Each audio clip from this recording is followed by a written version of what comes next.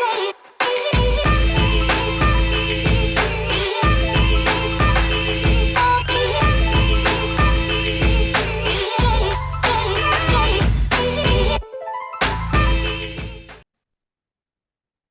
is Matt for Boxing Social in association with William Hill and Empire Fight Style. Delighted to be joined by John Ryder. John, it's been a while. I saw you pre-Canelo fight. Obviously, you went over there and did your thing. How are you feeling?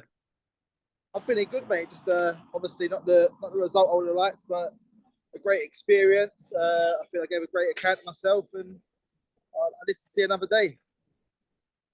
What's the plan now? Everyone sort of saw the performance that you put on, and you put on a brilliant performance. You came away with a lot of accolades. I don't feel like your stock dropped after that performance. You went over there into the ultimate Lions Den, Canelo's, homecoming, and you put up, like I said, a great performance. What are you looking at next? Are you just wanting to continue this momentum onto another big fight?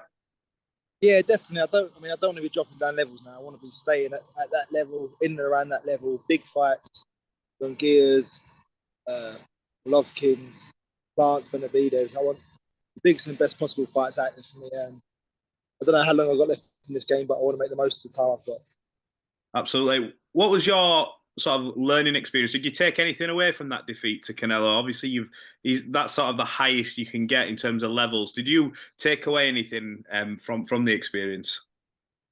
Yeah, these top level opponents, when you think they're not as quick or not as fast, not as accurate, you realise now that they're just downloading data and they're seeing what you do off these slower jabs and these things, and see what mistakes you make, and then that's when they capitalise. Like slow jab might come out, but then that uppercut's coming after, and that's what keeps you catching your napping and breaks your nose.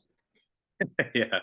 Canelo is obviously going to move on from this, but there's some huge fights in the pipeline for you, depending on what happens. So obviously a fight going on this weekend with Edgar, Berlanga and Jason Quigley. Have you got half an eye on that, maybe potentially fighting the winner? Listen, the likes of Munguia, they're the fights I want. But down the line, yeah, potentially Berlanga or Quigley, whoever wins that fight, I'm open to it. Yeah. Another big name who's making a return to the sport, which would be a huge fight. Someone you fought before, but Billy Joe Saunders, he's looking at coming back to the ring. Would you ever entertain that fight again? Obviously, try and right the wrong in your eyes of the defeat against him previously, right, very early in your career. Would that be something you'd love to run back? Because it's a big fight now. Oh, of course, but yeah, I always love to run back these fights. I feel that I was unfairly judged. This close fight could have gone either way, and it went Billy Joe's way. So I'm not too bitter about that defeat, but yeah, it'd be great to run it back, and I'm sure it'd be a good fight and a fight that catches the British fans' interest. In terms of what you want to achieve now, you've been at that level, the highest level. What's left for you to sort of achieve? Do you still have one eye on becoming world champion? Is it about biggest fights, most money? What is it in your head? Have you got like an actual plan of what you want now out of the game? Listen, obviously a world title is a dream, but they're all tied up with Canelo, and we don't know what he's going to do with them. So I'm not in a position now where I can sit around and wait for an opportunity again. It's just about the biggest and best fights I can be involved with, where I can make most money now and look for life after boxing. What is life after boxing for you? I know you're not at the end. You're obviously on the sort of, I suppose, the home straight. You've got you still got a good few amount of fights left, depending on what you want to do. But have you thought about life after boxing? It can be a bit surreal, I know, for a lot of you guys. A bit of Marcus Maidana Part 2.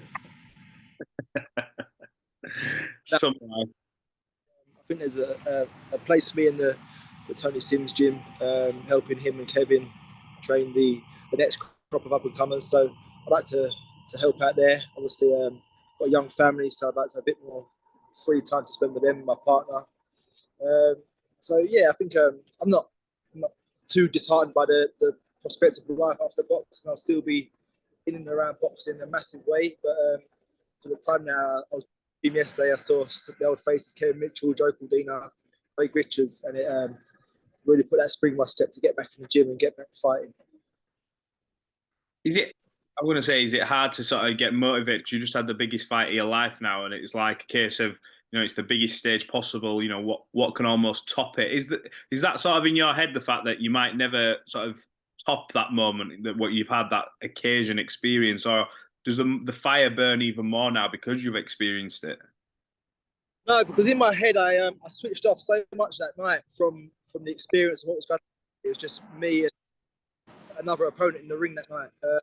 I didn't take in the crowd. I didn't take in what an event it was. And I mean, I'll probably look back in years to come and it'll be a shame. But for me to have been at my best that night, I couldn't let the event or the opponent or the occasion get to me. So, I mean, I've done great work with my mindset coach, Greg Meehan, to really dial in and not let that be a factor. So, I mean, albeit it now, I watch it back and I think, blimey, what an event to have been part of. That was actually me in there. It's a crazy thing. But, I mean, for me to put my best foot forward, I needed to be in that state where I was just flow. I wasn't distracted by the crowd or what was around me.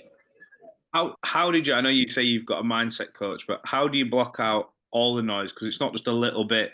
It's not just Canelo Alvarez who's an A side in a fight who's got this list, this resume. This is Canelo Alvarez making a return home, where in Guadalajara he's seen as like a godlike figure. That have been fans baying for blood kind of thing. How do you literally block all that out to stay focused? Because you could tell in your performance, it brought out the best. They brought out the best in you, the occasion kind of thing. But how do you stop all that getting on top here?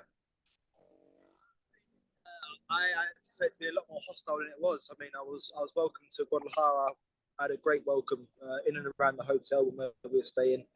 The Mexicans really took to me and treated me like one of their own, and was a humbling experience. So, listen, a few boos in the stadium come fight night was not going to deter me that much. But like I say, it was a fantastic experience in and around fight week. Fight night was kind of a blur to me now. I remember the ring walk and obviously the fight I remember, but it's amazing to watch it back and see the crowd and the magnitude of the event. And like I said, it was one of the things where I had to dial in and be laser focused and in that flow state to get the best out of me and not be overawed by, what was it, 55,000 Mexicans and Canelo in the opposite corner.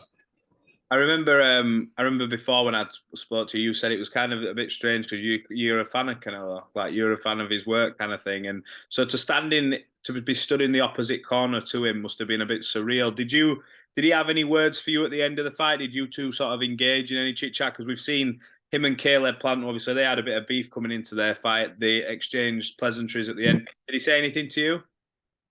Yeah, no, only what's been seen on the Matchroom channel and whatnot of just tough fight, good fight, and that was it. There was no needle before the fight, no needle during, and listen, it was a bit of pleasantries after, and that's all you can hope for in a fight like that. Not expecting to get a Christmas card from him this year or an invite to his birthday, but it is what it is. We're fighters in the day. Listen, I'm still a fan. Still will watch his next fight with interest and see what he does next. But listen, at the end of the day, it's business. So when can we expect to see you back out? Have you got a date in mind? Because obviously you've been out the ring now, but I assume you want to get back out before the end of the year. Yeah, definitely. I mean, September, not September's probably a bit early. October, November, December. Yeah, last quarter of the year will be good. Finish the year on a high, back to winning ways will be good, and set me up for a great 2024. 2024, in terms of the big fights you've got in mind, Triple G's obviously still knocking about. You've already fought Canelo, so I suppose that's probably the biggest name out there for you in terms of that you could go for.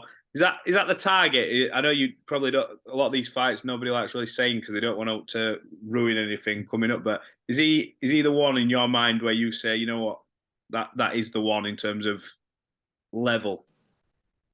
Yeah, I mean he's the main man. He's up there. He's a pound for pound. I mean, moving forward, if I could get Golovkin on gear next, one or the other to end out the year, then start 2024 with the other one would be ideal, and then finish with Plant for 2024. Then I'll be more than happy with that. Jesus, that's going to be one hell of a year if you end up fighting all three of them, isn't it? Let's be honest. But let's put it out there. Hopefully, we can get it. You and Caleb Plant is an absolute that's a brilliant fight, I think, as well. Like sort of low-key, I know you're highlighting there Triple G, but you think you and Caleb would be a good one for the fans? Yeah, definitely. I mean, he's a good fighter. Nothing but respect for these fighters, and say I don't need to hate someone to go in there and want to try and take their head off. It's fun. At the end of the day, we put it outside, and it's strictly business. So listen, I welcome these fights, and I've been at the highest level now, and I want to stay there. I want to be in these good fights. So long may it continue. Just coming back just quickly to Berlanga-Quigley, have you got a prediction on that fight for this weekend on who you think is going to win? Obviously, I know Quigley's going in there full of confidence. Berlanga matchroom debut. Any thoughts on that fight and who wins? He's had quite a long time at the ring, so it's there to be seen. I mean, it might suit Quigley being up at 168. He's a great boxer. He's a great amateur. Hopefully, he can take that into the ring with him Saturday night and cause the upset, because up until now he's not really let his reputation from the amateurs. He's not brought it through with him. So hopefully, there's a turning point and he can show what he's really made of. Yeah, absolutely. I think it's a cracking fight. I'd be interested to see how he does up with that weight.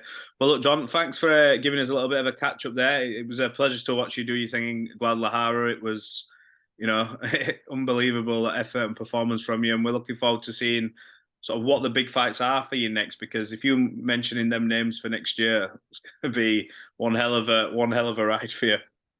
I mean, that's what I hope for. I just hope for the biggest and best fights. And like I said, I'm here for a long time. I'm here for a good time now, and I want the best fights for me. Yeah, it's the best saying going, that here for a good time, not a long time. Right. John, thanks for your time, pal. Thanks for taking time out your day to speak to Boxing Social. We'll catch up again, hopefully, when you've got an announcement for a fight coming up. And we wish you all the best, pal. Cheers, Matt. Thank you, mate.